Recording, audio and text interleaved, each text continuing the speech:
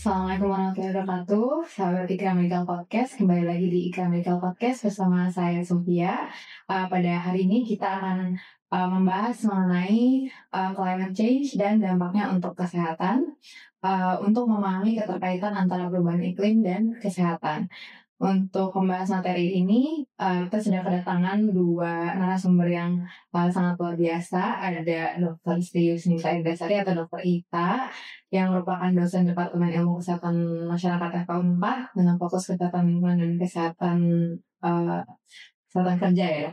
Dan Dr. Lia Farida sebagai dosen Departemen Ilmu Kedokteran Dasar FK 4, khususnya pada infectious disease ya dok.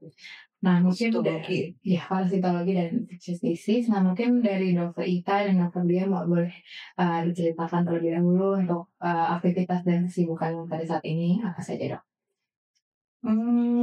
Terima kasih Teh Sofia. Ya, saya Dita Panjadita, saya hari-hari dosen ngajar di FK 4. Bilangnya tadi ya tentang kesehatan lingkungan, terus juga ada tentang kesehatan kerjanya juga. Gitu kurang lebih. Mungkin Dr. Lia dok, kegiatannya? Iya, kalau saya dan pasti menjadi dosen dengan Gastri Dharma Perguruan Tinggi ya di Departemen Ilmu Kedokteran Dasar.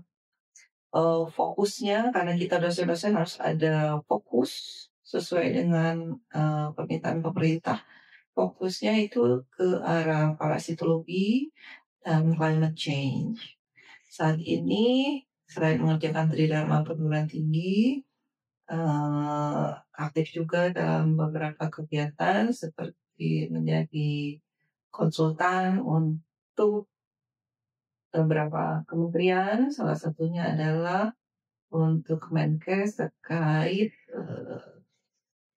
mitigasi dan adaptasi terkait perubahan iklim yang memiliki dampak terhadap penyakit sensitif iklim. Biasa sekali, terima kasih ya dok Dr. Ita dan Dr. Lia untuk kehadiran hari ini. Pada hari ini tadi kita akan membahas tentang perubahan iklim atau climate change dan dampaknya untuk kesehatan. Nah, perubahan iklim ini kan sedang menjadi topik perubahan hangat ya dibicarakan di berbagai media. Kemudian sangat banyak aktivisme yang membahas perubahan iklim ini juga. Namun mungkin masih banyak juga masyarakat yang belum menyadari dampaknya terhadap kesehatan. Nah mungkin bisa dijelaskan terlebih dahulu secara umum sebenarnya apa yang dimaksud dengan perubahan iklim? Yeah. Perubahan iklim itu sebetulnya intinya adalah kenaikan suhu ya, kenaikan suhu secara global di bumi gitu. Kalau kita lihat dari sejarahnya gitu ya, sebelum Perang Dunia Pertama itu kan industri perlahan-lahan dikembangkan gitu ya untuk memenuhi kebutuhan hidup kita kan, mulai ditemukannya batu bara, terus kemudian jadi energi, industri mulai dikembangkan gitu ya untuk pakaian, untuk kehidupan manusia. Setelah Perang Dunia Pertama, industri kan bergerak untuk memenuhi kebutuhan perang. Nah, sesudah Perang Dunia Kedua, industri itu mulai masuk ke era peningkatan yang luar biasa. Mulai ditemukan sumber-sumber energi kan, dari dalam bumi ya. Akhirnya berkembanglah industri itu. Nah ternyata dampak dari industri itu kan terhadap bumi ini tidak terlalu dirasakan, tapi ternyata saintis itu menemukan bahwa ada kerusakan yang sedang terjadi nih. Dan kalau ini tidak diwaspadai oleh semua orang, ini akan semakin rusak. Nah kemudian banyak saintis yang berusaha untuk membuktikan itu, dan ide itu tuh awalnya tuh dianggap mustahil gitu ya. Apa itu nggak mungkin gitu ya. Nggak ada itu yang namanya perubahan climate itu nggak ada. Sampai akhirnya di tahun 80-an ilmu teknologi berkembang, saintis banyak bisa membuktikan bahwa bener loh es itu mencair di kutub utara gitu ya, kutub selatan gitu. terus bahwa benar loh suhu bumi itu meningkat, dan ini semua kalau kita biarkan tuh akan berdampak nih kepada manusia. Nah mulai dari saat itulah maka kemudian isu climate change ini tahun 80 90 itu sudah mulai makin disadari oleh banyak orang di dunia itu. Dan kemudian sekarang kalau kita lihat arah manusia untuk mencari tadi upaya-upaya untuk mengurangi atau bahkan mengganti teknologi yang lebih ramah lingkungan sudah mulai berkembang. Itu sejarahnya. Dan dia mungkin bisa nambahin dari sisi risiko dampaknya yang nggak kelihatan gitu. Kalau yang nggak kelihatan, justru sekarang banyaknya yang kelihatan. Jadi mungkin saya tambahkan sedikit, pada dasarnya perubahan iklim itu adalah perubahan pola rata-rata kondisi cuaca kita yang terjadi dalam jangka waktu panjang. Jadi ini bukan dalam waktu yang singkat. Betul tadi seperti kata Dr. Ita bahwa saintis itu sudah melihat ada suatu keganjilan. Dengan apa? Dengan terjadinya peningkatan suhu rata-rata permukaan bumi. Jadi perubahan iklim ini terjadi karena terjadinya pemanasan global. Pemanasan global yang disebabkan oleh meningkatnya produksi karbon sehingga meningkatkan efek gas rumah kaca. Sejak kapan itu terjadi? Sejak manusia memulai pembakaran yang berasal dari bahan bakar fosil. Dari situ, akibatnya produksi CO2 meningkat. Plus, aktivitas manusia lain yang menyebabkan berkurangnya penyerapan CO2 secara alami. Contohnya deforestasi atau banyaknya penebangan hutan.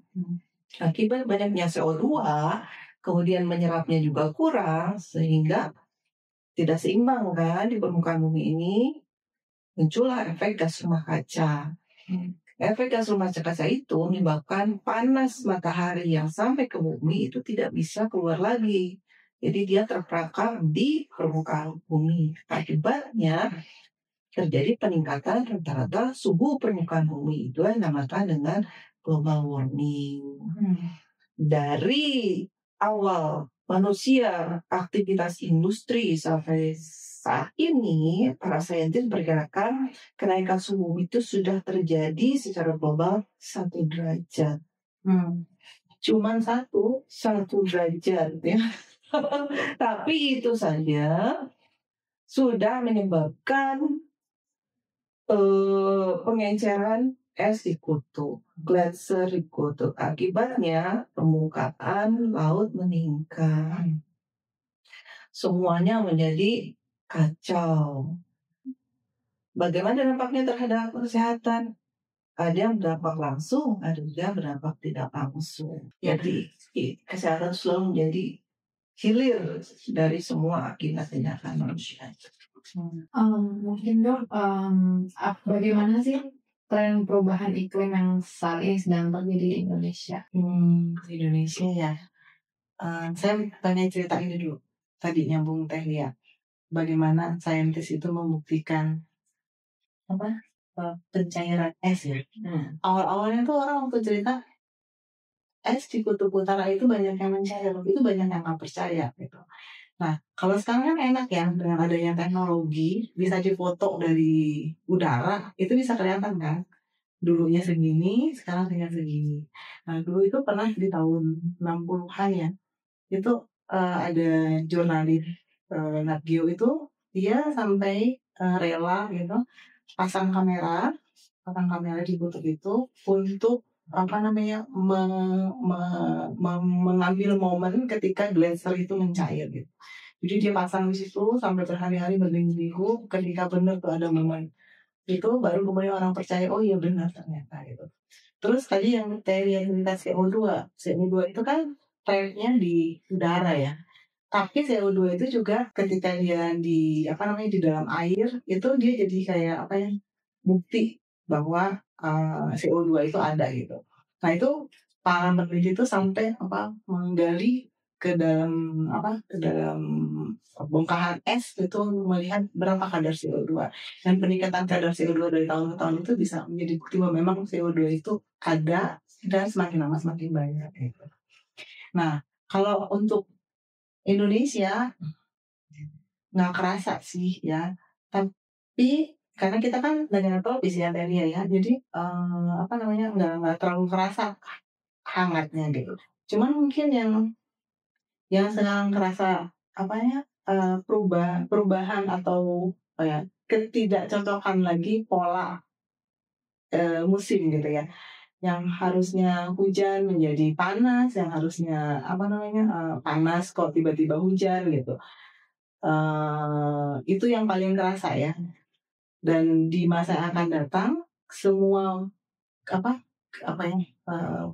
perubahan ini tuh lama-lama tuh akan mengurangi jumlah air kita, akan memperbanyak daerah yang kering gitu. Karena tadi kekeringan yang makin banyak, hujannya tidak bisa diprediksi gitu.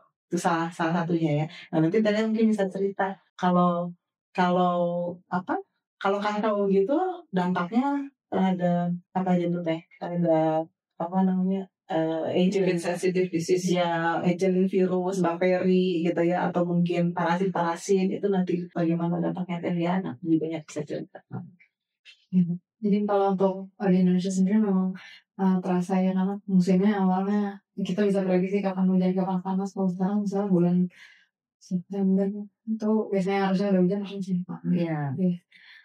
Oke. Nah tadi kan mungkin sudah membahas juga dampak perubahan iklimnya ya terhadap kesehatan masyarakat. Terhadap kesehatan masyarakat. Nah kalau dari sisi medis, mungkin bisa dijelaskan dampak langsung perubahan iklim terhadap kesehatan itu seperti apa? Apakah ada peningkatan penyakit tertentu, atau saya juga pernah dengar katanya dengan mencairnya es itu juga bisa membangkitkan penyakit berubah atau kayak mikroorganisme yang seharusnya tuh dia beku di dalam es tapi jadi bisa emerge gitu loh. Iya betul. Terkait perubahan iklim ini WHO dan ya negara semua sudah mulai istilah namanya pakai sensitive disease, penyakit sensitif iklim. Jadi penyakit sensitif iklim itu adalah penyakit yang insidensinya, prevalensinya, setelah distribusinya meningkat akibat perubahan iklim. Contohnya apa nih? Contohnya adalah misalnya malaria, dengue, kemudian juga diare, kolera, penyakit jiwa, bahkan sekarang itu meningkat. Kenapa dengan penyakit tular vektor itu? Karena sekarang nyamuk yang tadinya suka di habitat tertentu, sekarang dia ada di tempat yang lain. Kenapa? Karena habitatnya sudah menyerupai habitat awal. Nyamuk itu kan senang di yang hangat dan lembab. Sekarang dengan meningkatnya global warming, Bandung yang tadinya tuh dingin sekarang sudah mulai panas. Lembang yang jam berapa itu masih berkabut sekarang sudah indah lagi. Jadi apa? Pertumbuhan atau populasi nyamuk juga meningkat, akibatnya risiko untuk terjadi penyakit tular vektor juga meningkat. Bahkan di suatu negara itu ada vektor malaria yang tinggal di daerah urban, biasanya kan di daerah rural kan. Sekarang itu ada di daerah urban, dan kalau itu masuk ke Indonesia, otomatis malaria juga akan jadi ramai di daerah perkotaan. Mudah-mudahan tidak sampai ke Indonesia. Itu salah satu contoh. Terus bagaimana lagi? Contoh lain adalah dengan kondisi panas, banjir juga meningkat misalnya akibat perubahan iklim ya, cuaca tidak menentu, otomatis jadi hujan ekstrim, panas ekstrim, dan sebagainya. Untuk hujan ekstrim misalnya terjadi frekuensi banjir meningkat. Sebenarnya apa? Kebutuhan air bersih susah, kolera risikonya meningkat, diare meningkat. Terus kalau misalnya panas ekstrim, kita juga untuk dari segi kenyamanan itu makin berkurang. Itu juga stres mental kan. Terus kalau kita sering sakit itu juga stres mental. Jadi penyakit mental menjadi meningkat, itu salah satu yang dampak langsung dan tidak langsung. Itu contoh-contoh penyakit sensitif iklim yang ada di Indonesia. Apalagi misalnya terkait karbon. Itu kalau misalnya berhubungan dengan respirasi, biokimia ya, fisiologi itu akan mengganggu metabolisme tubuh. Akibatnya apa? Untuk paru-paru menyebabkan kerentanan sehingga dia lebih berisiko atau lebih sensitif terhadap kerusakan. Dari situ sistemik kan nanti terjadi peningkatan penyakit tidak menular seperti apa? Kardiovaskuler, hipertensi dan sebagainya. Jadi penyakit sensitif iklim itu nanti bisa ke mana-mana. Oleh karena itu WHO sejak tahun berapa saya lupa itu betul-betul sekarang menjadikan penyakit sensitif iklim itu menjadi isu yang harus kita tangani bersama-sama. Dan di Indonesia sekarang lagi hangat juga untuk bagaimana kita melakukan mitigasi dan adaptasi khususnya dari sektor kesehatan untuk menangani masalah terkait perubahan iklim ini dan dampaknya terhadap penyakit sensitif iklim. Jadi memang berkaitan dengan peningkatan faktor dan juga penurunan kualitas sumber daya yang digunakan oleh masyarakat dan sehingga menjadi sumber penyakit juga ya dok. Untuk dan juga meningkatkan penyakit yang tidak menular justru awalnya dari ya, jadi semuanya bisa naik, baik penyakit menular maupun penyakit tidak menular itu naik. Tadi mungkin dari segi peningkatan penyakitnya, nah untuk pengaruhnya terhadap pelayanan kesehatan, apakah ada hubungannya antara perubahan pola cuaca, seperti yang tadi sudah disebutkan cuaca ekstrim itu terhadap pelayanan kesehatan, apakah bisa membuat menurun atau menambah kesulitan dan tantangannya? Pelayanan kesehatan ini sebetulnya kita bukan hanya mengobati lagi pelayanan kesehatan ini. Kenapa? Pemerintah sekarang memiliki perhatian yang besar ke arah sana. Karena salah satu penyumbang emisi gas rumah kaca meningkat itu adalah limbah dari fasilitas kesehatan. Jadi banyak sekali limbah-limbah yang susah untuk didaur ulang. Kalau misalnya dibakar, penanganan yang tidak benar, itu juga meningkatkan produksi CO2 yang sangat tidak ramah lingkungan. Itu lumayan tinggi persentasenya.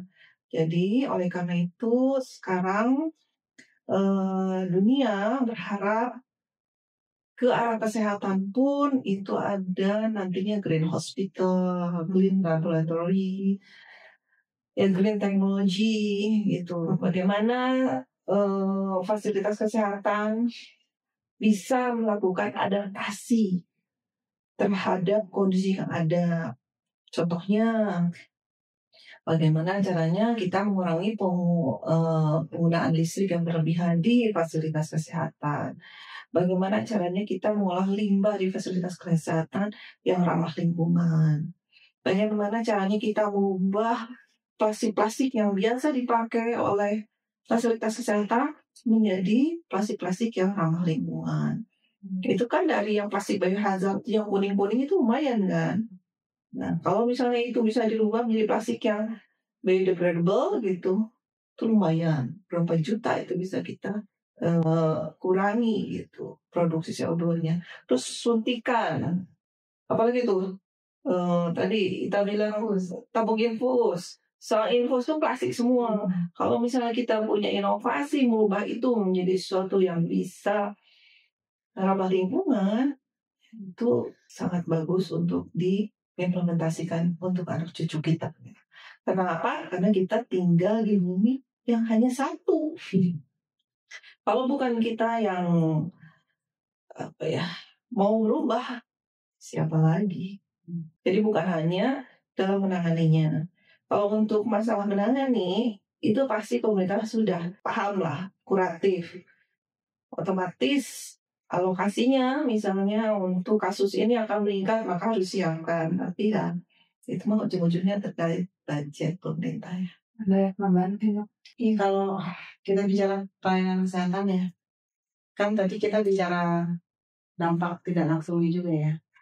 Karena ada misalnya pertanian nih, kan dampak kekeringan itu mengancam kita dari perubahan iklim ini. Terus sumber daya air, makin lama makin terbatas. Sebenarnya dampak kekeringan yang tidak bisa dicegah atau dampak kekurangan sumber air yang tidak bisa kita atasi itu kemana-mana, ke sanitasi, kemudian ke gizi, ya kan? Bahkan katanya apa ya? Ubi aja misalnya. Ubi zaman dulu dengan zaman sekarang itu kalau kita bandingkan nilai nutrisinya itu udah berbeda gitu. Nah nanti ke depan gimana nih kalau seandainya kualitas tanah, kualitas air semakin buruk gitu. Jadi resiko untuk malnutrisi ya, gangguan gizi di masa yang akan datang tuh akan makin besar gitu ya. Jadi food security itu makin lama tuh akan jadi problem gitu. Kalau seandainya tadi dampak-dampak kekeringan dan kekurangan sumber daya air misalnya gitu tidak bisa diatasi. Gitu. Nah jadi nanti ya wayah nanya kalau misalnya nanti pelayanan kesehatan itu makin banyak menerima dampak tidak langsungnya gitu ya. Selain tadi penyakit ya, penyakit ke paru-parunya, penyakit ke vektor disease tadi ya. Tapi juga yang tadi yang nggak langsungnya gitu. Jadi pelayanan kesehatan juga mungkin harus siap-siap ke situ. Gitu. Dan tadi benar banget ya kata Teh ya. Segala sesuatu yang berbau green itu sekarang udah mulai digembar-gemborkan ya, green energy ya, green teknologi dan lain-lain ya, termasuk juga mungkin perilaku kita ya, harus juga mulai greenan gitu.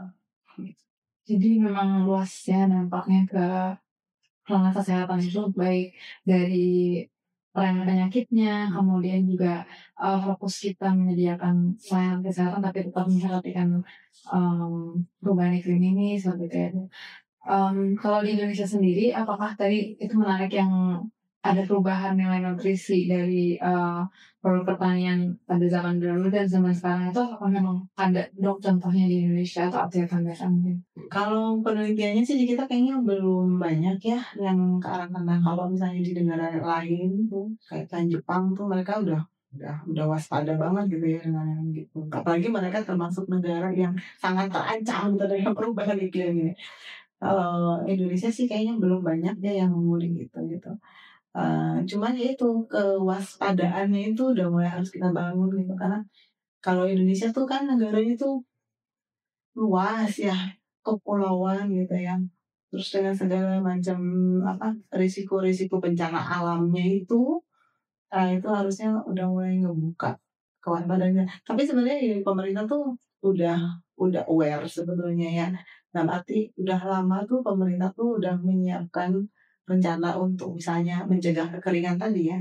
Mencegah kekeringan dengan menyiapkan rencana-rencana untuk menampung air dalam jumlah banyak, bikin waduk-waduk di tempat-tempat tertentu gitu ya, bikin bendungan-bendungan yang tujuannya dalam jangka panjang tuh sebenarnya untuk nyiapin cadangan air. Itu sebenarnya pemerintah tuh udah tahu tentang hal itu gitu. Cuman memang untuk sampai terbangun itu kan ya butuh teknologi, butuh ini ya, butuh waktu gitu ya. Tapi sebenarnya udah ada sih pemikiran untuk kesana ya. Kemudian saya juga tertarik tadi dok, kalau selain penyakit infeksi tidak menular itu kan tadi memang meningkat ya di pengaruh perubahan iklim ini. Nah, apakah pada masalah perubahan iklim ini juga berdampak pada kelompok rentan seperti anak-anak, lansia, pasien dengan penyakit kronis ataupun efek psikologis? Tentunya ya, karena tadi kan sudah saya bilang perubahan iklim ini akan mempengaruhi semua aspek. Jadi pasti semua kesehatan itu kan akan dinikmati oleh semua umur. Jadi pasti akan berdampak. Apalagi misalnya untuk anak-anak dan lansia kan imunnya lebih rendah dibandingkan dengan usia yang lain. Jadi tentunya risiko juga akan lebih berlipat-lipat. Kalau dari segi psikologis dan mental health mungkin dok, apa ada masalah yang juga muncul? Tadi sudah dibicarakan bahwa memang itu salah satu penyakit yang masuk kategori penyakit sensitif iklim. Kenapa? Karena Bila kita sehat saja, masuk ke daerah panas, kita nyaman nggak? Itu iritabilitasnya makin tinggi kan? Jangan dekat-dekat, jangan dekat, jangan. Kita yang sehat saja gitu, lebih sensitif untuk ya emosi gampang naik ya. Apalagi kalau orang yang sudah terkena penyakit dengan kondisi penyakit yang sakit aja tidak nyaman, apalagi karena tambah panas ya, penyakit mental juga makin meningkat. Jadi itu ada dampak langsung dan dampak tidak langsung. Dampak tidak langsungnya akibat perubahan iklim, dia terkena penyakit infeksi atau penyakit menular atau tidak menular. Dari penyakit itu dia merasa tidak nyaman kan. Semua penyakit itu membuat seseorang tidak nyaman. Akibatnya apa? Kondisi mental dia juga terganggu. Ada dampak langsungnya gimana? Panas itu membuat kita tidak nyaman. Makanya sekarang ada AC di mana-mana. Tapi AC juga tidak ramah lingkungan kan. Jadi ya itu semua pilihan itu punya dua mata. Jadi kalau ditanya, apakah meningkatkan kasus penyakit mental? Iya, gitu. Oleh karena itu sekarang pemerintah memiliki perhatian terhadap kesehatan jiwa. Itu yang sedang dilakukan kan? Salah satu penyakit yang dalam naungan program pemerintah saat ini untuk screening. Ya, jadi kondisi lingkungan yang tambah panas itu membuat orang jadi lebih irritable ya. Dan ya, terus ya akhirnya mencari kenyamanan kan. Tapi kenyamanannya juga membutuhkan energi lagi ya. Jadi akhirnya ya begitu ya. Jadi memang sangat luas ya dampak dari perubahan iklim ini terhadap berbagai aspek di kesehatan, baik itu kesehatan individu, kemudian kesehatan masyarakat.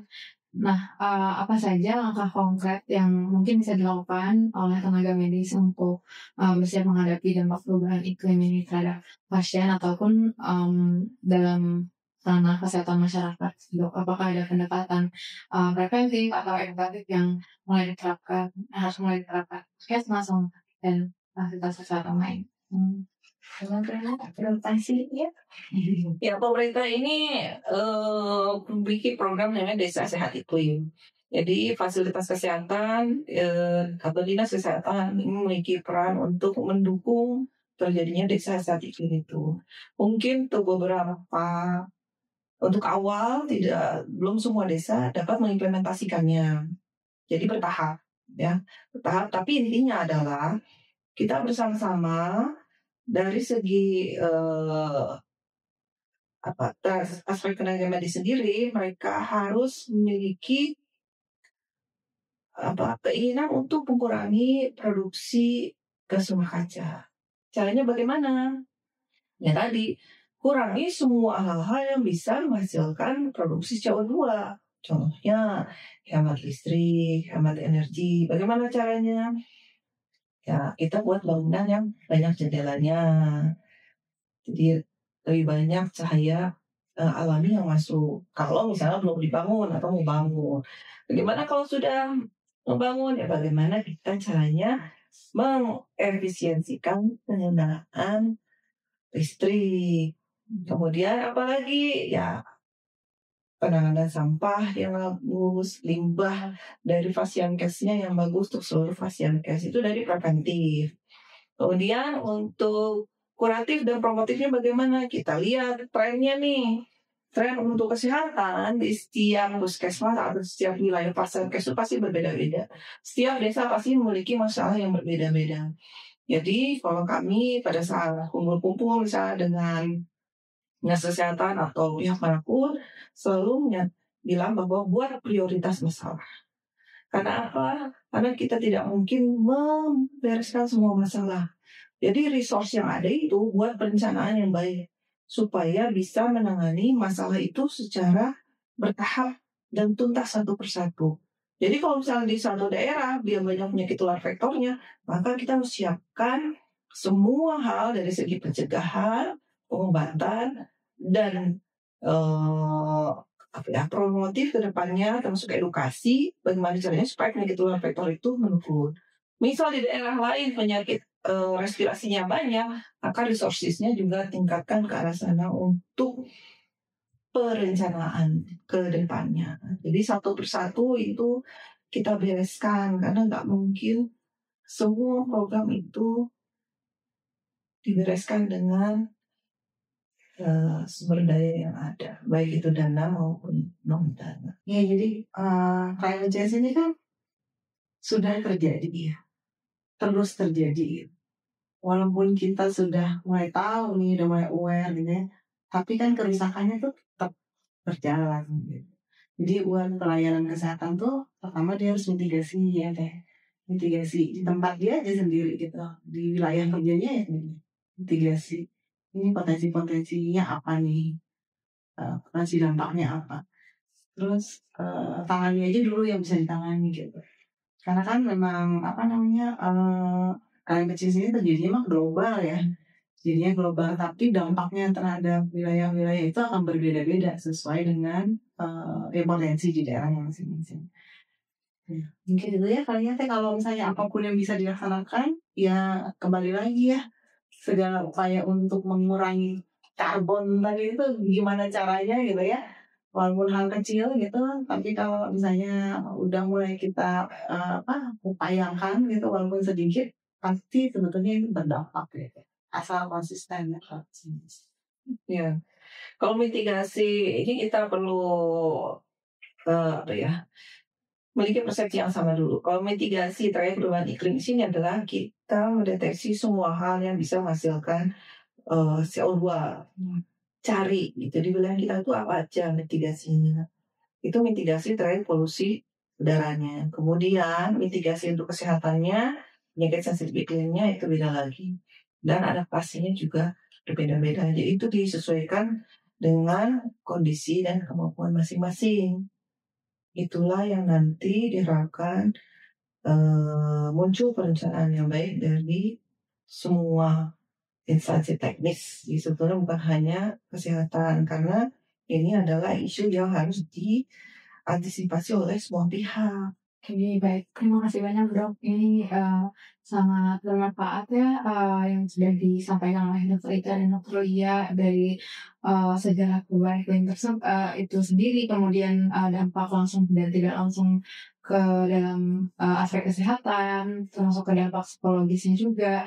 Nah, mungkin masing-masing dari Dr. Ika dan Dr. Lia bisa memberikan pesan singkat menyapa sahabat Ika Medical Podcast agar lebih peduli dan siap menghadapi tantangan kesehatan akibat perubahan iklim, termasuk mungkin menyapa tenaga medis, tenaga kesehatan yang menonton podcast Ika Medical Podcast ini. Oke, tadi ya pesannya Dari kita aja. Karena kita sebagai lingkungan, silakan kita. ya saya sebagai orang yang menyuarakan kesehatan lingkungan gitu ya.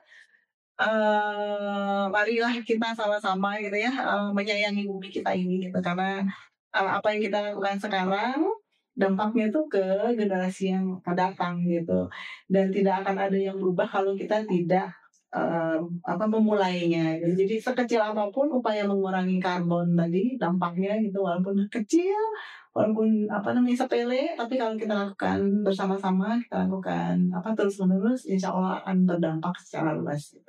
Yang penting kita sadar dulu, oh iya nih bumi kita nih makin lama makin panas nih gitu ya. Kalau saya begini, saya nyumbang dong ya karbonnya, tapi ya gimana caranya supaya udah saya ngurangi dengan cara yang mampu saya lakukan. Dari Dr. Lia ada tambahan, Dok? Bahan dari ya? Kalau dari saya, sebetulnya isu perubahan iklim ini sudah di mana-mana ya. Kalau saya sih berpesan khususnya kepada anak-anak kami, semua mahasiswa kedokteran, kurikulum perubahan iklim ini belum ada. Nah, tapi mudah-mudahan melalui podcast ini bisa mewarnai sedikit terkait kiprah kita sebagai salah satu tenaga medis di lapangan. Bagaimana sebagai dokter juga kita bisa mengurangi